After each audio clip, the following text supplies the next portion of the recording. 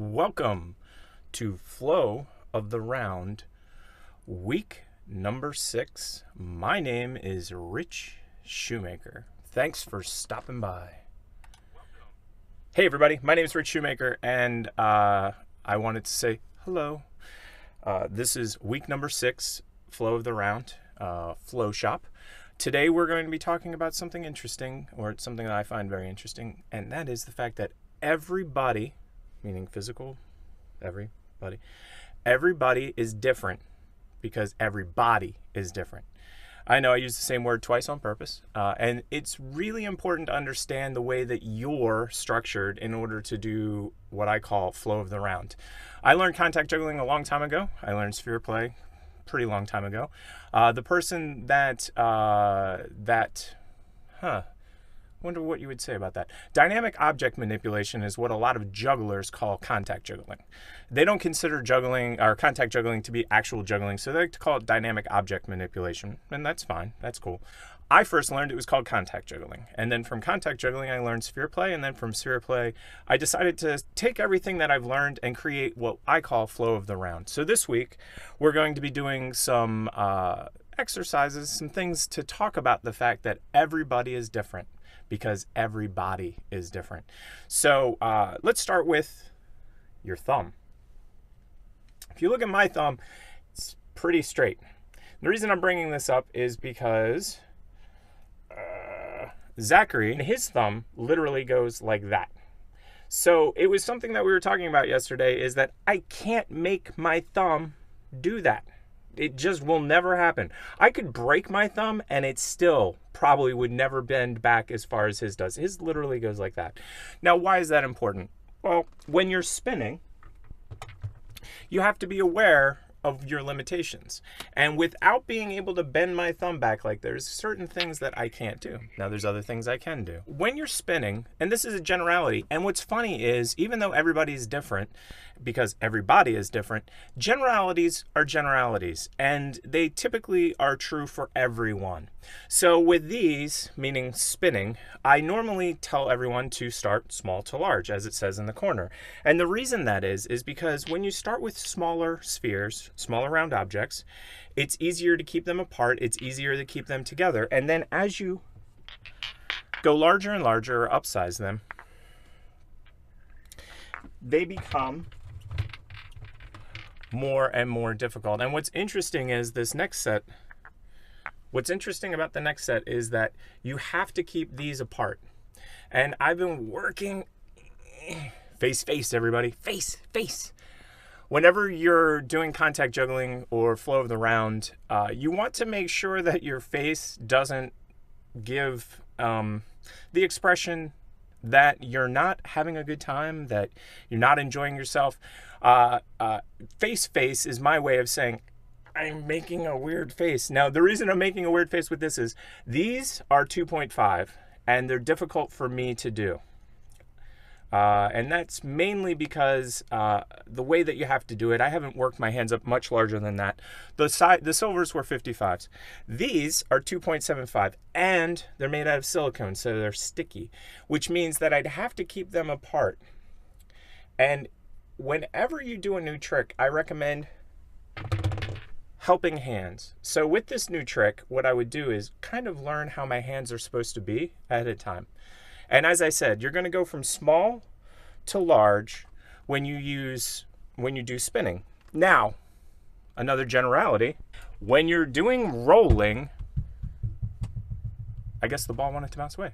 When you're doing rolling, it's going to be the reverse as a generality, meaning you're going to go large to small. Now, as I've told you, this studio is micro, so we're going to see how easily it is for me to do this.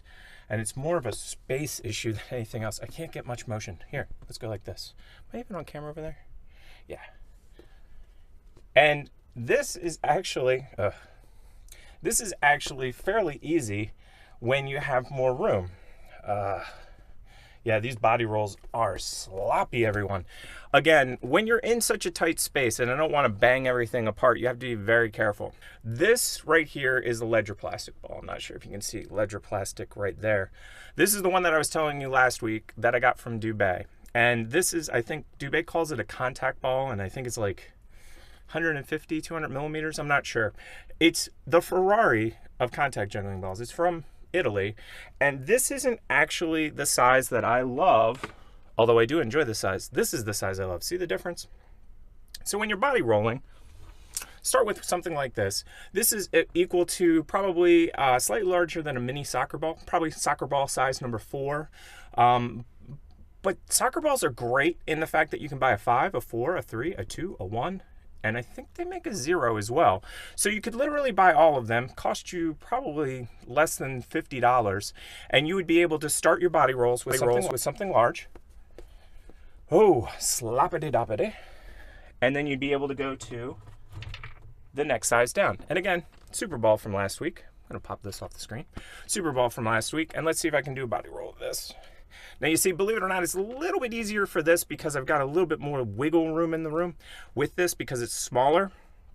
And then from this, if I wasn't performing with this, I would go down to the next size, whatever size I'm performing. So I recommend that when you're starting out, obviously with spinning, you start small to large, and you want to try to use the largest round object you can for spinning because it's very hard to see. Now I can spin these are actually really big. I can spin these and the audience will be able to see them better. One of the main reasons that I learned how to do vertical palm spinning is no matter where you are in the audience, no matter where you are, you'll be able to see me doing vertical. Depending on where you are in the audience, you won't be able to see me doing these spins. Now, a lot of people, what they do is they do 4 ball. A lot of people, what they will do so that the audience can see it is that they'll do 4. Now, this is going to be an interesting attempt because when you're doing mixed sizes, you know what? Maybe I can put this large one because it's lighter. Pro tip of the day, take one of 3 different sizes. Actually, one of 4 different sizes. I don't have them here. So 55 millimeter, 2.5, 2.75, and 3 inch, and spin them in your hand. Ah, that's what I call it. I call it a noodle bender. It actually makes your head go poof. When you have 4 different sizes, especially when you're trying to do this, which is called a pyramid, your brain just goes poof. And it will make you more, I don't know, accurate is the word, more precise. I don't think any of those words are correct. And again, helping hands. See, I'm having an issue because the smaller sphere doesn't want to stay on top. So what you do is basically hold it in place, and helping hands is the way you do it. Now, most people when they're doing their performances will do pyramids and things like that, because if I was on stage, and in this situation I'm below you, so you can actually see what I'm doing quite easily because of the way that the camera is set up. But if I was above you, this is what it would look like. And it's not nearly as impressive. And that is, like I said, the reason that I learned vertical palm spinning. No matter where you are in the audience, you'll be able to see this. And again, start with small and work to large. Since everybody is different, you need to understand your limitations. And with hand size, it's a big deal. Most people that are doing palm spinning will say, go with 3 inch or 76 millimeters. Just point blank. That's all they say. 3 inch, 76 millimeters. My hands are fairly large. I dislike 76 millimeters. I like 73 millimeters, which are also 2.75 inches in size. That's my favorite size. And the thing you have to be careful with 3 inch, and I've heard this from more than one sphere player, contact juggler, dynamic object manipulator. I've heard it from more than one of them, which is when you're using 3 inches, you can hurt yourself. You can hurt yourself by pushing these joints in ways that you don't want, and more importantly, your wrist. By holding that much weight on your hand, you can do some damage to your wrist. So you have to be very careful. And that's why I always tell everybody, start small, work large. Like Michael, he's taller than me and his hands are larger than mine. 3.5 inches in his hands look normal sized. 3.5 inches in my hand look ridiculously huge. Now, if I could do 3.5 inches, again, the audience would be able to see it better and it would look more dynamic. Now, the reverse on that, using a large ball for hand motions is kind of underwhelming because you lose the motions that you're doing. Now, if you're doing body rolls, not me, then boom, there it goes. I mean, it's easy to see from far, far away, except the things that I was doing with my hands, the ball, the round object, totally obscured. So that's why my preferred size when it comes to round objects for rolling is somewhere around this 3.5 inch size. This is a 90 millimeter. And this is a nice balance for me between not too big and not too small. So when you're performing, and this is, you can practice and play with whatever you want.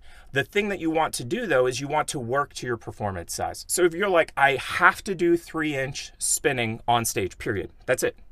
Then you should start with 2.5s and then work your way to 3-inch, or even smaller, 2.25s, which are around 55 millimeter, and then work your way up to 3-inch.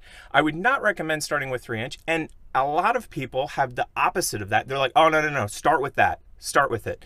The reason that I tell you to work up to it is so that you don't blow your hands out. Once you blow your hands out, you're probably never going to come back from that. And it's not me being negative. It's just that you can do serious permanent damage. And I'd rather have you being able to do it in 5 years because you went from 2.2 to 2.5 to 2.75 to 3 than to start at 3 and then boom, I can't do it anymore. And I told you, Hat, don't start. Just kidding around. So I hope that makes a lot of sense to you, and I hope that you kind of take that to heart. Now, one thing that people will tell you, and I think it's fairly true, when you change sizes, it's almost as though you're starting again. Some people are like, wow, I hate doing it because it's like a whole new experience, and I feel like I've never done it before. My personal belief is that the learning curve or the pain that you go through of having to relearn a little bit is better than the pain of a permanent injury. That's the way that I look at it. The next thing we're going to get into, I hope you're going to enjoy it. It's called the butterfly. Now, if you've ever seen my first lesson, which is on the internet and has been forever, I was wrong in what I put in that video. And the reason that I say I'm wrong as to what I put into that video is because I said, let me see if I can make this work in the space, that this is a butterfly. Told you, Hat, don't be getting involved in this. So this is what I called a butterfly. And if you notice, there's two moves put together. So this is from last week, or from 2 weeks ago, this is an over the fingertips, back-to-back transfer over the fingertips. And the reason that I called this the full butterfly was because I always considered this part a wing, and I considered this the body in the middle, and this part a wing. I was wrong. That's not actually the butterfly. The butterfly is just this part right here. Now, what's interesting is if you watch my elbow's not moving. And this is called a windshield wiper butterfly. That's it, windshield wiper. Now, windshield wiper, windshield wiper, windshield wiper. There's a second, and there'll be more, butterflies. And I'm going to show you the next butterfly before I actually do it. Instead of the round object going like this, see how mine goes in a tick-tock motion? That's the windshield wiper. It's just like a windshield wiper. Sound effects are again free. The butterfly that most people do classically is a figure 8. It goes like this. See the difference between the two? One's going like this and one's going like this. Now, the reason that I show you visually first is because I'm not great at the figure 8. And also, I need you to pay attention to my elbow. Because what happened with the first one was like this. What happens with the second one is my elbow actually goes back and forth. And this is a figure 8 butterfly, or a different style of butterfly. Now, what's interesting is if you can do it forward, you can do it reverse. So there's the figure 8 forward and the figure 8 backwards. And I'm not going to get into the specifics on that because I'm not actually great at figure 8s because I was doing windshield wipers forever. I didn't even know there was anything besides windshield wipers. Forever. And when I say forever, I mean years and years. When I found out that there was a figure 8, I was shocked and amazed. And I'm not great with the figure 8, and I'm not great with the transfer. If you get really good with the figure 8, the transfer becomes a lot more seamless than the windshield wipers, because the windshield wiper kind of has like a ka-chunk chunk, whereas the butterfly with the figure 8, you can get, and again, I'm not great at the timing, you can get it so that it's like ba-boom. And again, don't forget that there's other ways to move the round object. So many contact jugglers will just say, well, this is the only way to move it. And that's not true. index, pinky, pinky, index, flip, flop, whatever you want to call it. Make sure to breathe. Make sure to warm up. Make sure to bring water. Make sure to use your helping hand, and make sure to watch your face. Those are the helpful hints and tips that have come up over the weeks, and I'll use those throughout today. And again, you have 2 hands. Still don't know why. Although, when you have 2 spheres, you can do this.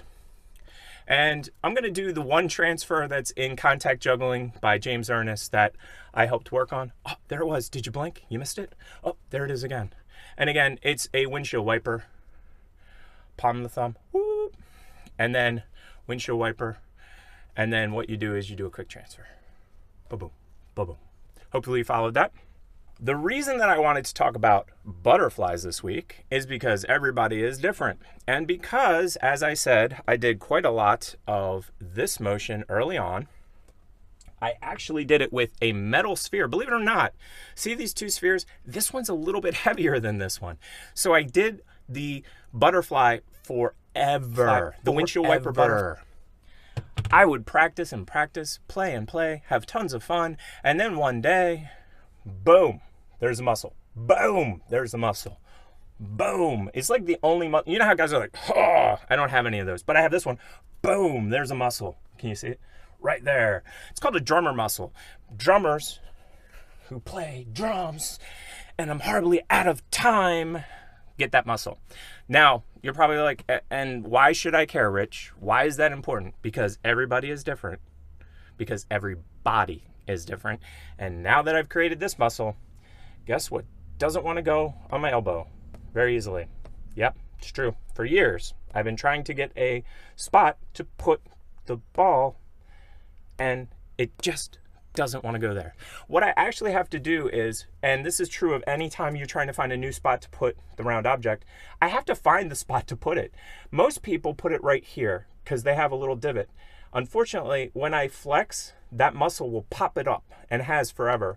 So what I actually have to do is I have to put it, see the muscle right here? I have to put it beyond that spot. Put it right about there. And then you're going to move up and down and all around, bibble bobble, fibble fobble. Put it on the back of the arm for 30 seconds.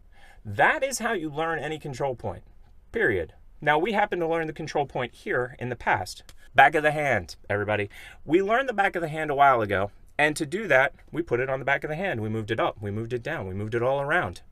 And when we made a mistake, we bibbled, we bobbled, we fibbled, we fobbled, or we dropped, I told you to put it on the back of your hand for 30 seconds. It's true for any other control point. The control point, you want to put it there. You want to get it comfortable. And then you take away the helping hand, you move it up and down and all around. Other control points that a lot of people use on the head. And again, I don't have a great head control point. The key to me for controlling on the head are the feet. I know that sounds crazy. For years and years and years, I would put the round object on my head, and I go like that and it'll fall right off. Put it on my head, fall right off. And then I got on a teeter board. Teeter board, teeter, teeter, teeter. And what I learned is the secret to your head is your feet. It's moving the body beneath the ball. Because what I was doing was I was putting a ball here, and then I was trying to balance it like this.